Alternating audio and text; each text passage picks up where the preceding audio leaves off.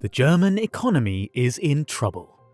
The German economy, known for its strength and stability, faces a new challenge, not by a pandemic or a stock market crash, but by an energy chokehold over a resource more precious than gold in our modern world: natural gas. Cheap Russian gas, a reliable fuel source that once powered German homes and industries, has suddenly disappeared. Why? The cause is due to sanctions imposed on Russia by the West for invading Ukraine. Effectively cut off from cheap Russian gas, leaving Germany's economic engine, which relies heavily on cheap gas, starved and stuttering. This problem is more than just a simple fuel shortage. It means a potentially severe blow to Germany's entire economic structure. The cost of this energy crunch has translated into skyrocketing utility bills, dwindling manufacturing output, and a rising sense of unease among German citizens and businesses alike. So, how did this happen? And will the German industry survive this crisis? This is the story of one of Germany's greatest misdoings and the greatest crisis since the fall of the Berlin Wall in November 1989. Germany has always depended on Russia for its oil and natural gas needs, making it the top consumer of Russian energy. However, everything changed when Russia invaded Ukraine in February 2022 for the second time in 8 years. The European Union, EU, which counts Germany as an important member, imposed sanctions on Russia because of its aggression towards Ukraine. This strained business ties between European countries and Moscow. Since Russia began limiting its gas supply, all European countries have felt the impact, but Germany has suffered the most because of its high dependence on cheap Russian gas. Multiple sources indicate that Europe is determined to cut its dependence on Russian energy by 2/3 by the end of the year, and entirely replace it with alternative sources, such as solar power and wind. As part of this plan, Europe, with US backing, is constructing a $250 million underwater gas pipeline to deliver 3 billion cubic meters of gas annually to Europe from the eastern Mediterranean. Last year, 3 out of the 4 Nord Stream pipelines, which transport natural gas from Russia to Germany through the Baltic Sea, were reportedly bombed by Russia. But Russia has denied those allegations multiple times, and some even claim that it was, in fact, the US who destroyed the pipeline. Although the White House has denied these claims, the aftermath raises questions about America's non-involvement. For the first time ever, American energy companies are providing more fuel to Europe than Russian companies, making a lot of money out of it. But even before the European Union decided to construct a large gas pipeline, Germany had already started exploring solutions to its heavy dependence on Russian energy, leading to green energy becoming the country's national agenda. The anti-nuclear movement and the Green Party are only parts of the story behind Germany's distinctive energy policy, which actually began much earlier and was profoundly shaped by the country's turbulent energy history, which started long ago. Since 1945, Germany has gone through 5 major energy shifts, more than any other industrialized country.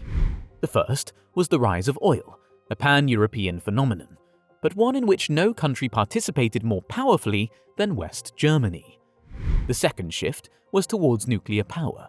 West Germany was a key player in this transition too, even though it started its atomic program later than the US, France, and Britain. But through the hard work of government officials and experts, it quickly caught up. The third transition came in the 1970s, when reformists responded to the rapid growth of nuclear power and the 1973 oil crisis by focusing on energy efficiency. During the same period, West Germany collaborated with the Soviet Union to build a large infrastructure that promoted the use of natural gas throughout Central Europe. This was the country's fourth energy shift, which fully emerged in the 1990s. The fifth and most recent transition was towards renewable power after the reunification of Germany in 1989. This change aimed not only to address climate change, but also to fix a range of economic and political issues. The first of these shifts is where West Germany's energy journey started to differ from those of the US, Britain, and France. Germany switched to oil more quickly than any other industrial country. After 1950, foreign oil poured into Germany, causing the once-strong coal industry to collapse. This change led to the loss of hundreds of thousands of jobs, destroyed an immense amount of capital, and forced local companies to shift to more dynamic sectors. This transition resulted in Germany relying heavily on foreign oil, a supply chain that the country had little control over as it didn't own a multinational oil company. This chain proved to be risky as it was susceptible to crises. Interestingly, Germany faced 5 energy crises during its economic miracle period, which is usually seen as a prosperous and stable era. The first crisis arose when energy became a political issue, leading to debates about its pricing. Many people, including miners and environmental activists, believed that the state should set high energy prices to encourage conservation and the use of alternative energies. The second issue was that as energy became a political matter, German economists started studying it as a distinct area of knowledge earlier than other countries. This led to energy economics becoming a crucial part of Germany's secretive technocratic governance, which eventually led to demands for a more democratic energy system. Thirdly, the politicization of energy turned security into a significant concern in Germany, with criticism of the foreign-owned oil supply chain beginning in the 1950s and 1960s. This led to greater support for conservation among political insiders in Germany than in the US or Britain, as it was seen as a solution to the long-standing security problem. West Germany's shift to oil, in other words, created a fertile landscape in which the seeds of a green energy transition would later take root, even though the reasons for this were not primarily related to the environment or climate change. After 1950, Germany's economy, reliant on energy-heavy exports like steel and chemicals, aimed to keep fuel costs low.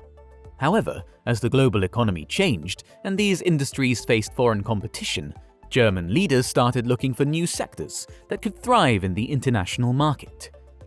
After 1980, West German economists used new ideas about energy costs and technological change to justify state-controlled prices and investments. When global warming became a major concern in the 1980s and 1990s, these leaders already had the right approach to link economic and environmental goals, bring different parties together, and justify strong government action in a time dominated by market principles. In 1998, Germany enacted a law aiming for a comprehensive transformation of its energy system, which set the stage for the current energy scenario. The German story that unfolded after 2000 proves how energy history is vital for understanding today's world. The growth of a high-energy, carbon-heavy society and the subsequent pushback against it are interwoven with significant moments of post-war history, and you can't understand one without understanding the other. Energy shifts are intricate historical events, influenced not only by technology and costs, but also by human action and the power of individuals and groups to support or oppose specific fuels. History is filled with alternative paths. The main point is to dig up these alternatives to understand why some succeeded and others didn't. Energy shifts have led to some of the fiercest social conflicts in history because energy affects so many parts of life. The current political turmoil in Germany proves this. Energy was a point of contention in the 20th century and continues to be one in the 21st. Germany's plan to use natural gas as a solution to their energy crisis hit a roadblock in 2014 when Russia took over Crimea from Ukraine. The situation worsened 7 years later when the Intergovernmental Panel on Climate Change, IPCC, reported that a large amount of methane, a major contributor to global warming, was released into the atmosphere during natural gas production. The situation further escalated in February 2022 when Russia invaded Ukraine again. This resulted in a lot of tension in Europe, causing Germany to become the main target of Russia's pressure on the continent. Many were concerned that if Russia stopped supplying gas, it would lead to high energy costs, potential recession, and social unrest. So, Germany was hesitant to cut off its energy ties with Russia completely, and major stakeholders in the German energy sector were against boycotting Russian gas. Regional leaders in Saxony and Bavaria even suggested freezing the war in Ukraine and thinking of the needs of German citizens. The CEO of BASF, a large chemical producer and a significant player in Germany's energy relationship with Russia, claimed that there was no alternative to Russian gas. He also stated that 40,000 jobs at his firm depended on this gas supply. But critics blamed Germany for relying heavily on Russian gas and worried that it would prioritize its own energy needs and economy over Ukraine's survival. Some people suggested using nuclear power to reduce dependence on Russian gas, or at least not shuttering the nation's 3 remaining reactors as planned. Polls, in fact, showed a surge in support for atomic energy, but the government, a coalition of Social Democrats, Greens, and Liberals, did not act on these suggestions. The Greens argued that nuclear power wasn't the solution to the country's energy crisis, because Germany lacked the necessary uranium stocks and technicians to operate reactors.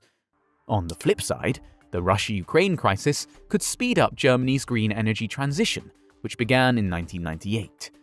The urgency of this transition was highlighted by severe heatwaves, flooding, and forest fires that swept across Europe.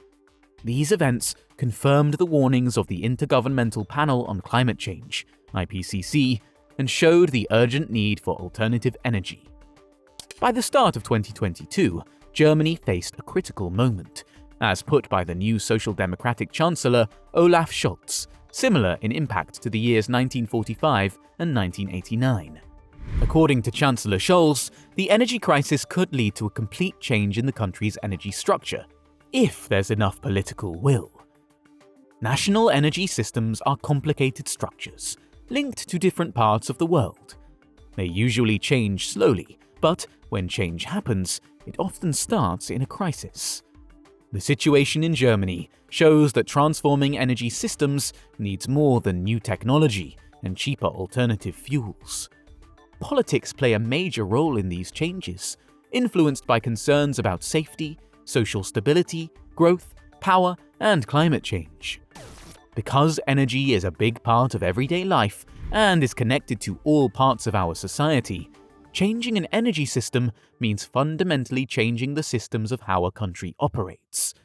The story of the energy crisis in Germany shows how a poorly executed energy transition process and misguided policies can lead to a deep crisis.